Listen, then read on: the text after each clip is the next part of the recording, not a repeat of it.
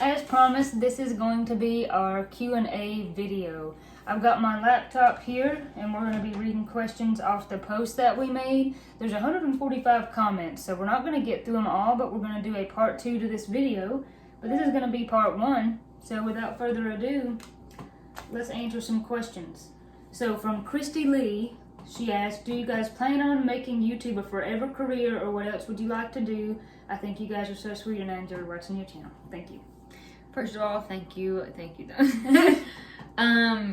I think for me, as long as I can continue to work for myself and get to spend time with my family and continue to do this, I will ride this train for as long as it's on the tracks. So, yeah, I would like for this to be, at least some version of this, to be a forever career, to get to be self-employed, and we love making videos, and we do other stuff besides the videos. I teach guitar lessons and make soap, of course, and Katie makes jewelry and does her rocks, and I help out Mom, and we got a lot of stuff going on, but we really love getting to be self-employed. So like Katie said, we want to ride the train as long as we can. And from Jimmy Girl, is Katie going to get a pup when Olive leaves? No, I'm not. I live at my parents' house. My mom doesn't want dogs here. I don't know if you can hear Olive whining. She's whining right now. So the answer is no. No dogs for me, but even if I was allowed to have a dog here, honestly, no, I'm too busy. It wouldn't be fair to get a dog and not have enough time to spend. So no dogs for me. You can just dote on Olive. Yeah. From Rowdy Broomstick, would Katie consider singing in an American Idol casting call? She has an incredible voice and could definitely break a million hearts. For one, that was a really nice thing of you to say. So thank you. That's very sweet. And probably not. I don't think I'd stand a chance on American Idol. There's a lot of really talented people out there, but I also think they would probably, as most TV shows want to go, they'd probably want to tell you what to do, and you know, I can't be told what to do. I have a real problem with being told what to do. So the answer is no. I have to stay here in my holler where I make the rules. So, but very nice of you to say that. Thank you. Next question is, Katie, if you could take another course or learn a new skill in the gemology jewelry business, what would it be? I would learn to facet. I don't know, I can cab, but I've never done any rose cut business. I've never done any faceting. I would imagine if I can do what I do, I could probably catch on to that. So if I could go back and do something, and maybe I will one day, I would learn to facet. The next question is by Jeff Kachi. I'm sorry if I mispronounced that. Growing up, have you two ever been in a physical fight with each other or others? And if so, why? Also, can Katie play Devil Went Down to Georgia? Even a small part of it would do. Play it hot, girl. Is what that says. No, I can't play that song. I've never tried, so maybe I could if I tried. And I think one time when we were little, Corey punched me, I punched her, and that was the end of it.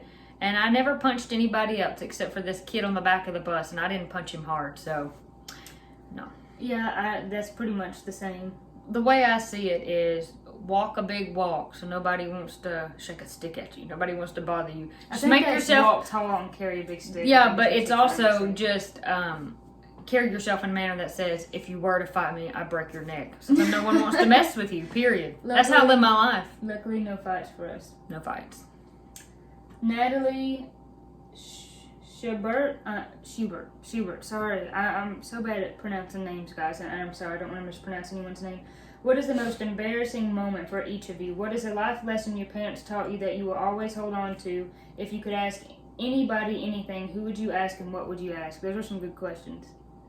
Let's see, a most embarrassing moment. Oh man, I definitely have tons of embarrassing moments. One of my embarrassing moments that comes to mind immediately, though, is when we were young. I was maybe 12, and Katie did not want to come to a gig with me. And at that point, we couldn't really play. We played instruments, but not well enough to play for ourselves, and we were with our uncle and our grandpa, and they were playing a song, but Katie always sings a verse, and she wasn't there, and I could not sing her verse, and I just totally flubbed up the whole thing, and I was very embarrassed by that. I did that once in a church, a very nice church. I got to the last verse, and I couldn't sing it, and I thought if I just heard the last end of the chorus again, I could pick it back up, so I made everybody go back to the chorus, and I went to try to sing it again, and I still couldn't sing it. So that was embarrassing. And then I just told everybody in the church, I said, y'all pray for me. I got problems. Later on, when it was no longer relevant and we weren't even in the church, I remembered the last lyric there. But probably for me, one of the most embarrassing moments was when I was in the 7th grade, and I had these cute little sandals. They were like really darling. Corey had a silver pair, and I had like a bronze pair, and they were very slick, just strappy sandals for summertime. And I went I was in the cafeteria, and as I always need napkins because I'm a messy eater, I was going to go up to the front of the cafeteria and get a napkin. And on my way up there, the janitor had buffed the floor, and I hit a slick spot. And I don't remember that. Nobody remembers, because really no one even, like, what one person saw it. And I started slipping, and it was one of those kind of like catching yourself things. And I caught myself before I fell, but I thought a few people saw it, and I like thought about that for years. It was very cringeworthy, and it was just an accident. I mean, there was some other times where I fell and other people did see it. And there was that time I fainted in class, and the teacher gave me his coat as a pillow. So I have a long list of embarrassing stories. The life lesson that your parents taught you that you'll always hold on to. Mom and Dad, we've had the best parents ever, and Mom and Dad have taught us so much. One thing I think that I still hold on to now and always will, that both of them taught us, but especially Mom, is just to always be grateful. And more than that, almost using that to not let yourself kind of get into the self-pity mode. I mean, we all have that every once in a while, but she just always taught us that even at the end of the day, if your day has just been rotten and it's went so terribly awry, at least you have a clean bed. If you have food, you have water. That's truly more than some people have. I mean, I think about the poor people in the third world countries, and this helps me whenever I'm worried about an issue or down about something. I think, well, what if I was one of those people in those third world countries that like had to drink mud hole water and had no food? And that sounds crazy, but it's real. Those people exist, just like you and I. And I always remember, even if it's been awful, and it helps me. It keeps me in check, and it keeps me from... I like to think about there's somebody out there right now, not because my life is so great, but I'm just saying that there's somebody out there right now that would only love and kill to have the life I've got, because something's wrong with them. They don't have something that they need. Well, exactly. So the life lesson, other than the biggest life lesson that my daddy taught me was always listen to your gut instinct. It's never wrong. Listen to that intuition, that kind of gut feeling that you get. It's never wrong. And so I kind of live my life by that. And if there's a kind of just I don't know, I always follow that instinct. I don't know if I should go, then I just don't go. I don't know about the person, then I'm not friends with that person. I mean, it's kind of just always there with my intuition. And it would have been a whole lot easier to be like, let's just throw it to the wind and do whatever we want to do. But I always listen to that gut instinct, because it's never wrong. Oh, yeah. And then if you could ask anyone anything, who would you ask and what would you ask? This is such a good question, and after I respond, I'll probably think of 100 other ways I could have responded better. Well, I would just go right to Jesus and start asking questions. Yeah, that was going to be right, exactly. But any earthbound person, being. Oh, man. I know what I would do. Okay, I would go back in time to the people who lived up here behind our house, and I would ask them things like, I don't know what I'd ask them. I'd probably ask them, where'd you live? Can you show me where your stuff was? Can you show me what you did? Can you show me what it looked like before I was here, years before I was here? Give me a picture of what all this looked like before I come along. And I think that'd be really sweet to me. Of course, I could go back and ask anybody anything in history, but I would selfishly ask something about my own backyard. So, Two things that I can think of. I would like to go back and ask, like our great grandparents that we never got to meet, Wade and Marie, which was Pap's, so Mama's daddy's mom and daddy. I would like to talk to them, and then I would also like to talk to Merle Haggard. I just like to sit and play music with him, and I don't know, talk to him and ask him his thoughts about music and life in general. I would talk to Gary Richrath, Oreo Speedwagon lead guitarist. Start that right now. Yeah, we got to cut that off. We're not going to go there. Next question. This is from Thomas B. Do you ever have arguments? Oh yeah, we fought like cats and dogs as kids, and we even do that sometimes now, but... Literally every other week it's something. It is, honestly, but... well, yeah, if we're honest. But we never really can stay mad that long, and at the end of the day, it's just like we almost have this magnetic pull, and we both say sorry, and then we just start over. It's like it never even happened the next day, and then we just start over.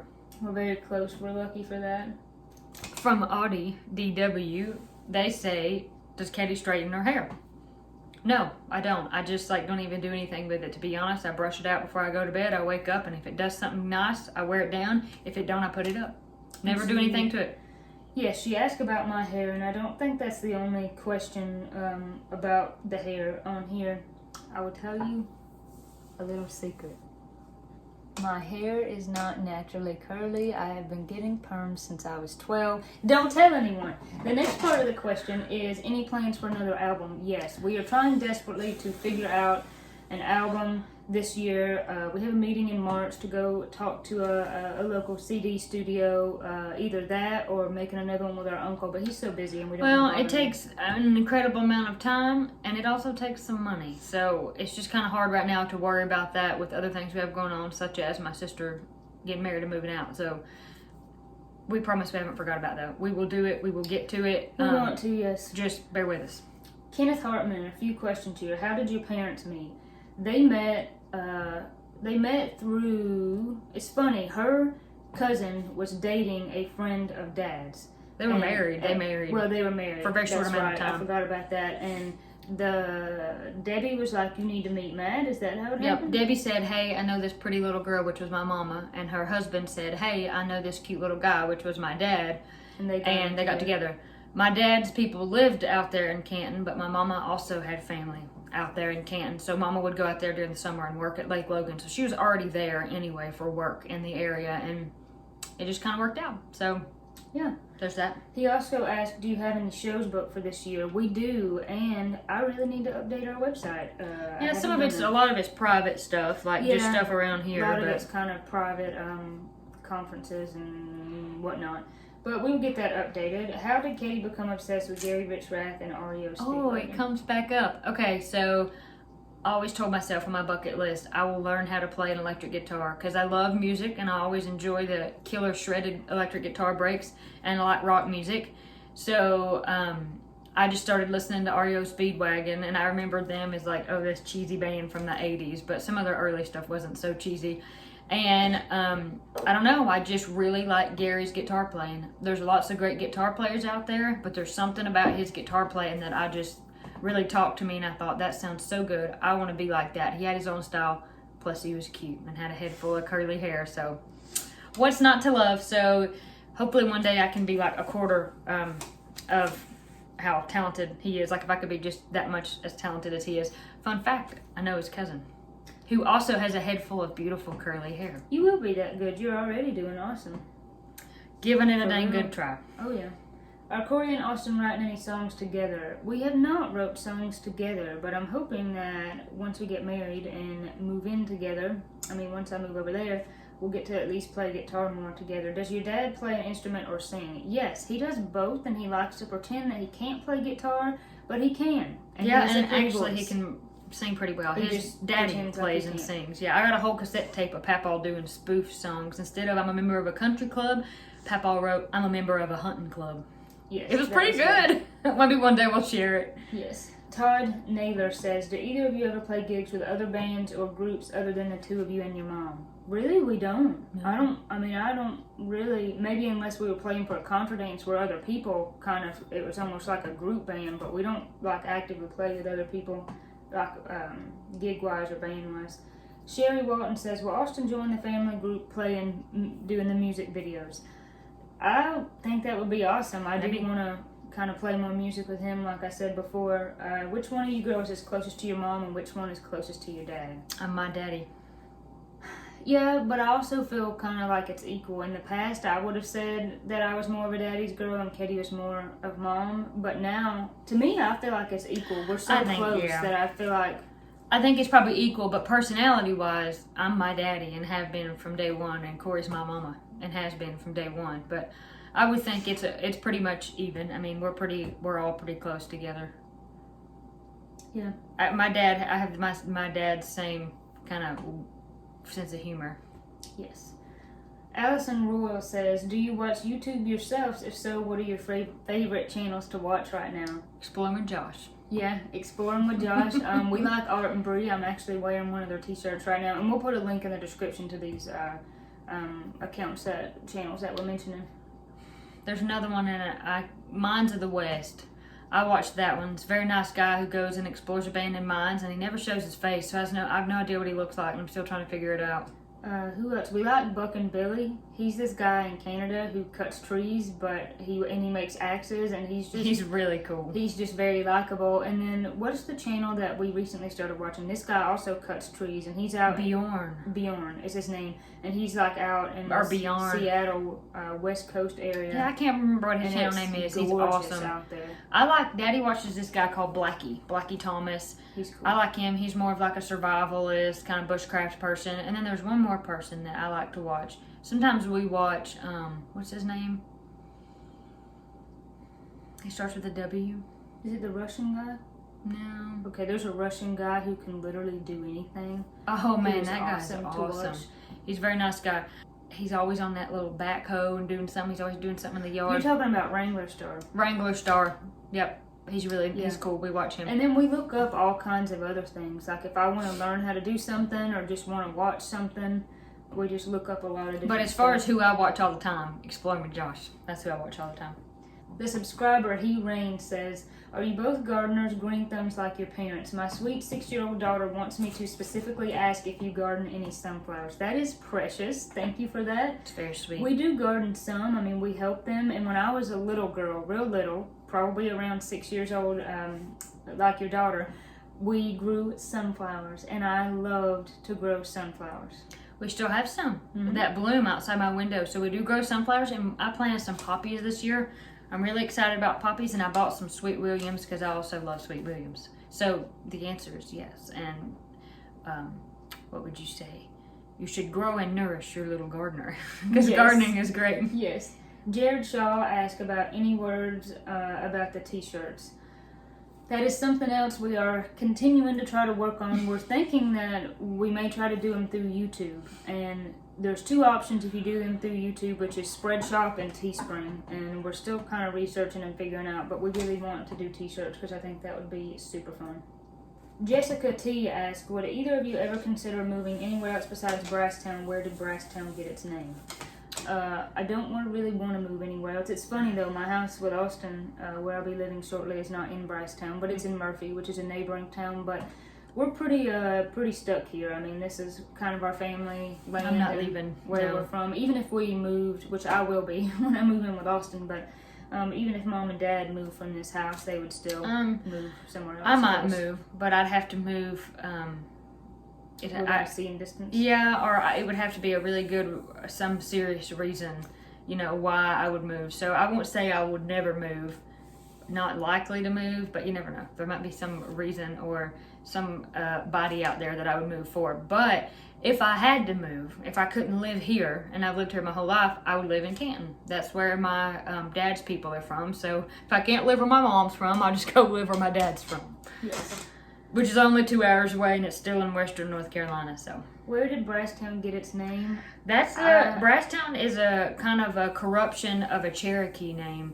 When the people, I guess, whoever settled Brasstown got here, and the Cherokee band of Indians that were living here, that were currently here, I guess they probably told them what they called this place, and they heard Brasstown. That's not right. That's not what they said.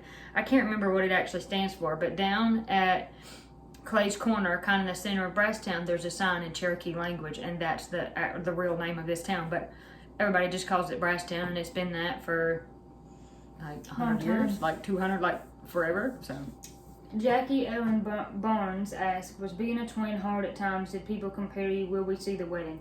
I am going to film some of the wedding. I mean, I won't be able to because I will be in the wedding. I got you. But well, you probably won't be able to either because you. I forgot I'm in the wedding. But we're gonna get some of it filmed so we can have some kind of video. Being a twin hard at times, yes, but yes and no. We never had any other siblings, so when you're just born into being a twin, you never know anything different. People do compare you, and you just have to learn kind of really quick to not let that bother you, because most people, 99% of people, they're not trying to be mean. They don't understand at all, and it is natural to kind of compare two things that are practically the same. Yeah. Only reason I would say it was hard when I was a teenager, I felt like I wanted my own identity, and I never had anything that was mine because I shared everything. But for the most part, I didn't feel like it was super hard. I loved being a twin. It was like my superpower. I was like, fight me and you'll fight her. So, which we didn't do any fighting, but anyway. Austin Whittaker is asking about favorite male country singers, female country singers, favorite songs. Honestly, I always hate to say that I have even a favorite artist or a favorite song because I like so many. So I would just list some of them that I do like. As far as male goes, of course, Merle Haggard, Gene Watson, who else? I mean, I like tons of them. I like Randy Travis, George Jones, Ray Price is outstanding, tons of them. And then female, it's funny, I feel like I listen to more male singers than female, but I loved Tammy Wynette. Patty Loveless has an outstanding voice. Alison Krauss. I've been listening to the Judds a lot lately. Yeah, I like the Judds. And as far as favorite songs, oh man. Grandpa Tell Me About the Good Old Days. That's a good one. I spent a lot of time listening to that. They had this other song, Mama He's Crazy. I liked that one, and I liked Why Not Me. There was a lot of other ones that were really good that the Judds did. Yeah, I don't know. It'd be hard to name a favorite song. There was some Mark Chestnut songs that I really liked, and there was some Clint Black songs that I really liked. So. Oh yeah, and of course Merle Haggard songs, like all of those. The Way I Am. I like the song Diana that he did. That's beautiful. Diana. What have you got planned tonight, Diana? Oh, okay. Yes, I like that Totally song. forgot how that song goes. To be 100% honest, one of my favorite Gene Watson songs is Carmen. Oh yeah, that one, Pick the Wildwood Flower is really good. What's that one though that we're humming? That's gonna kill me till I figure out what that is. I've got so many. Perfect Memory is probably what it's called. Perfect Memory of You, something like that. I just really love those words. Yeah, man, that's hard. So many good singers and songs. This is from Sinister Glitch 200, and it says, would you ever consider living in the city? Be a hard pass on that one. We're just not city people. No way. I mean, I can't ever foresee that happening unless, it was a life and death situation, which... Yeah. Unless something crazy out of my control happens, there will be no cities for me. No. Donna Sue, one of our friends here, says, I love Q&As. What was both of your favorite school subject? Did that change from grade school to college? For me, it would have been like science and English. I was awful at math. I didn't understand it. I didn't enjoy it, but I liked science and English, and I really liked in college sociology and psychology. Those two, I had to say, were my favorite. They were just interesting. It's about the culture of people and kind of about the mind and behaviors of people. Yeah, that was the most interesting. Yeah, listen here. I don't want to think real hard about what goes on in here and about what goes on in other people's minds, because I just have this theory about you think too much and you get in trouble. So for me, it was always history. I always liked to think about what had happened and what had been before I got here and what those people would have thought had they had a glimpse of the future. I always loved history, and I always hated math because I don't like being told what to do, and I always got told in math that there was only one way to do it. That's what I hate about math. There's only one right answer, and that's not typically how life works. So I was like, hey, this is really unrealistic. And I also felt like we had to learn a bunch of stuff that I never use, and they kept saying it's so important, and I'm like, I would always be like, oh, okay, give me a real world example of how I use it. Also hated how they said that, real world. What is this, the Matrix? And when I got out of high school, I'm gonna leave the Matrix? Yeah, also, I apologize, but Mom and Dad are running the leaf blower. I'm sure that's going to pick up on the video. Yeah, they had to, and just so everybody knows, this morning I carried that leaf blower out of Lowe's into my car, and I said, hey, everybody, muscles, look over here. Yes. All right, 2 more questions, and then we're going to have to end this and do part 2 later. Sue Lessig says, what is each of your favorite childhood memories, one for each and one together? Okay, Corey, go for your personal memory. One of my favorite memories, and this is funny because we actually just filmed a video that we will post next week about childhood memories, so look out for that one. But one of my favorite memories that I did not mention on that video is we were maybe 5 or 6 years old. We couldn't be no older than that, and we had this little beagle dog named Wilma. And me and Katie and Mom and Dad and Wilma went hiking kind of up into the pasture, and I was so young that I only have just kind of vague snippets of the memory, but it was, I don't know if it was summer, like spring, fall. It was warm outside but not overly hot, and I just remember kind of hiking up through this pasture and the sun shining down through the trees and everything was green and pretty, and we had our dog with us, and that's sweet. That's a sweet memory. And then a memory of us together Oh gosh, I mean, I have that's mostly what my memories are comprised of. Is you. I don't know. I think my favorite childhood memory, that would be extremely hard, like almost impossible, because it would require for me to call them all up right now, and I don't know that I can. But probably a memory that I have that's very fond is, and we were grown. I wasn't grown, but we were older. Probably one time for our birthday, it may have been our 16th birthday, we went and stayed at the lake. At my great aunt and uncle's, and my mom and dad went, and they made a cake, and they made a big deal out of it, and they never did that. That was for our 14th birthday. I forgot we had our 16th birthday here. See, I don't even know. We were younger than what I thought. I don't know why that meant so much to me, but I just felt really special that everybody went out of their way to take Katie and Corey to the lake, and we had a good time. And that's probably not my most favorite, because probably my most favorite would have to be Pap and Granny's house, but that's a dang near close one.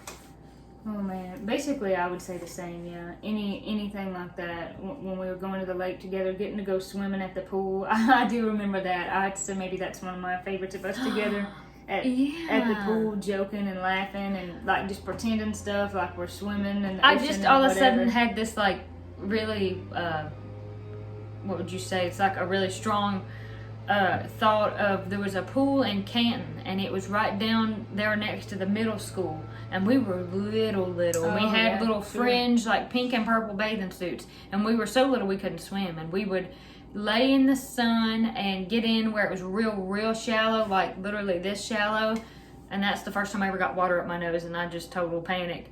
But the sun was shining, and we were there, and there was French fries around, hamburgers, and that's early. That's every bit of 20 years ago right there. Dang. Yeah. Very sweet memory together. Yes. Okay, last question, and then we'll have to go on to part 2 at another date, is from Diane Kelbaugh. I hope that I didn't mispronounce that. I'm sorry. Maybe? I'm sorry if I did. She says, what advice do you have for young women who aren't sure what they want to pursue in college, or even if they should go to college? That's a really good question, and I feel like I should preface that with, I don't feel like I should be the one to tell you to go or to not go to college. However, while I think college is very important, we both have bachelor degrees. I think college is very important, but I think also it's okay to kind of pursue other paths in life, and I think that there have been many people who only have a high school education or maybe less, and who are very intelligent and do very well for themselves. And I think that the most important thing is you have to be productive. You got to pick something and work hard, but you got to be honest with yourself about what you want to achieve, what success looks like to you, but what you want your life to be. I think one thing that can happen is people fall into the trap of going to college because they just really feel like they have to, and everybody else does, and maybe you don't really know what you want to do, so you just get a business or a marketing degree, which those things are great to have, but then you just don't really end up maybe getting to be in the profession that truly is your passion. I think you have to be very honest with yourself about what it is that is going to be sustainable for you and that you're really going to love over the long haul. In this day and age, it is so incredibly expensive to go. If I wasn't sure that I wanted to go, there is no way I'd go and give that money up and let it be a waste. If I wasn't dead set. Now, if you want to be a heart surgeon, you have got to go to school. If you want to be an engineer, you have got to go to school. So first ask yourself in your heart, what is it that lights my life on fire that I really want to do?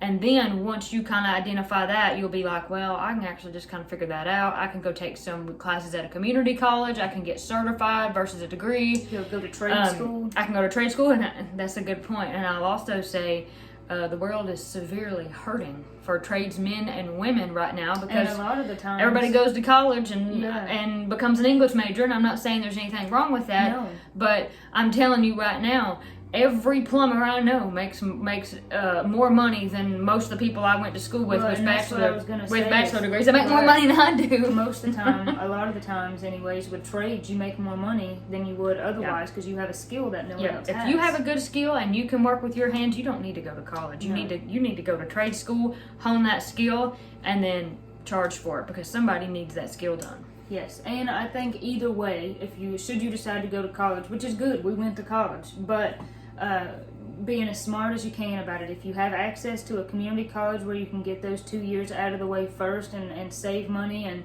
I just think it's unfair to have to go to college and go in massive debt to have a job. And it doesn't matter if you get a job making, you know, $80,000-$100,000 a year and you have tons of money.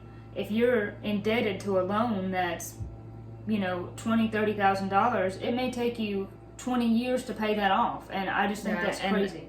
That's cheap. I mean, I know lots of people who are about $90,000 to $100,000 in debt for student loans, and you don't spend the rest of your life paying that back. So think long and hard about it. And I'm not saying that that's not worth it. You have to figure out what's best for you, and that would be my advice out of all of it, is find what makes you happy. What you want to do, what's going to set you up best for your life. Don't get pressured by the outside, you know, people or whatever saying, well, you have to go to college. You do you, and it don't matter who likes or who don't like it, because they ain't living your life, and at the end of the day, they don't have to lay down and close their eyes with what you have to lay down and close your eyes with, everything you wanted to do and didn't do. So do whatever you want to do.